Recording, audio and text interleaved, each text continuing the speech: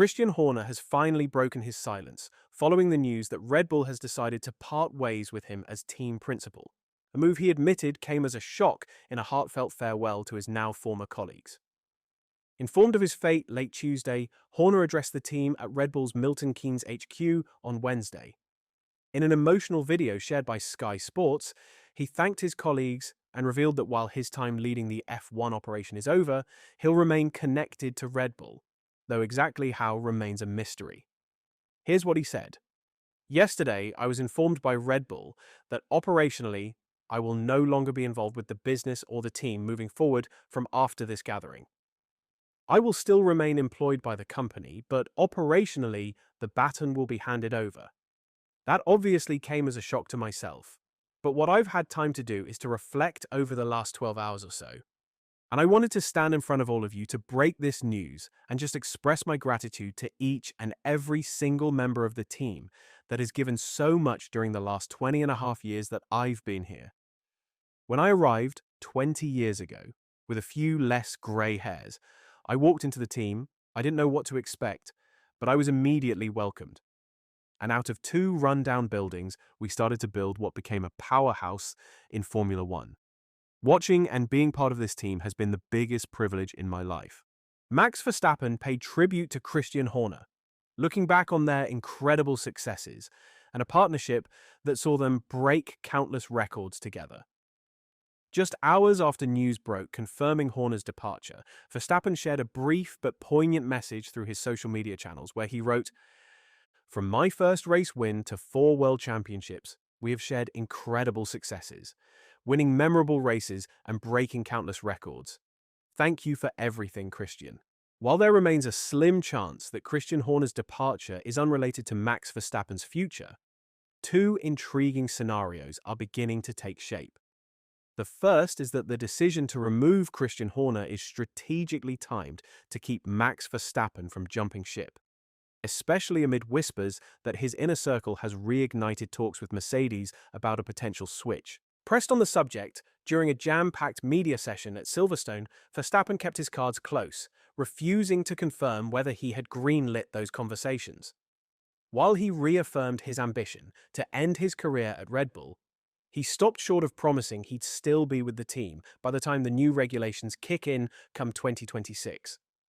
That marked a stark difference from a year earlier, when Verstappen quickly shut down speculation linking him to Mercedes in the wake of Lewis Hamilton's announcement to join Ferrari. His reluctance this time to quash the rumours outright has only fueled belief that the reigning world champion may be growing uncertain about honouring his Red Bull contract through 2028. Not only that, many in the paddock believe Verstappen's camp has been leveraging outside interest to apply pressure on Red Bull's top brass, ultimately forcing their hand to dismantle the near-untouchable regime Horner once commanded. Tensions between Christian Horner and key figures within the Red Bull camp have been simmering for the past 18 months, ever since an internal investigation was launched into allegations of inappropriate conduct toward a female colleague. Although Horner was ultimately cleared of any wrongdoing, the damage was done. The fallout drove a wedge between him and Jos Verstappen, who publicly warned that the team would implode unless a leadership shakeup was made immediately. While Horner managed to hold on to his position and the storm seemed to subside as Max Verstappen clinched his 4th straight Drivers' Championship in 2024, the writing was on the wall. Red Bull's era of dominance appeared to be losing its grip. The internal power struggle eventually reached a breaking point.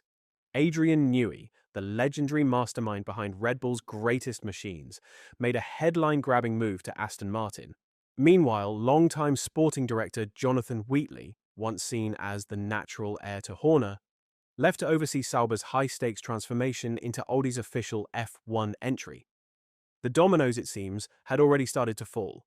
For a time, Horner's position seemed unshakable, largely thanks to the unwavering support of Chalem Uvidya, Red Bull's majority shareholder. That backing carried him through the most turbulent chapter in the team's history.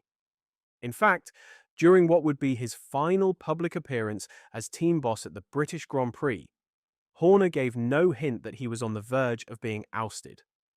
When asked whether McLaren's resurgence might prompt a rethink of Red Bull's structure, he confidently replied, I think every team structure is different.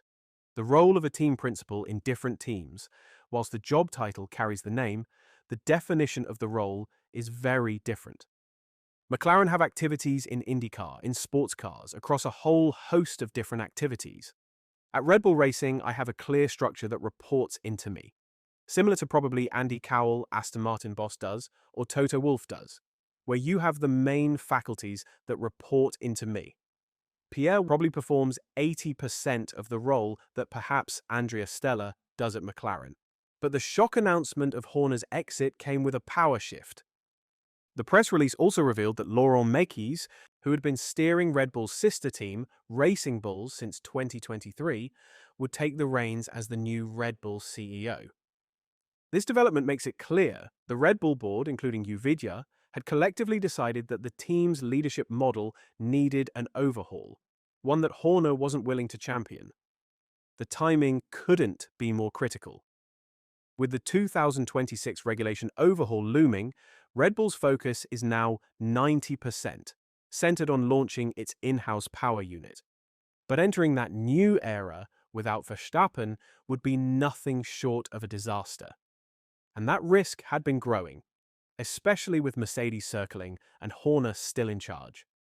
While Horner's removal doesn't guarantee Verstappen's long-term commitment, especially if the performance clauses in his contract become active, it does mark a shift in tone.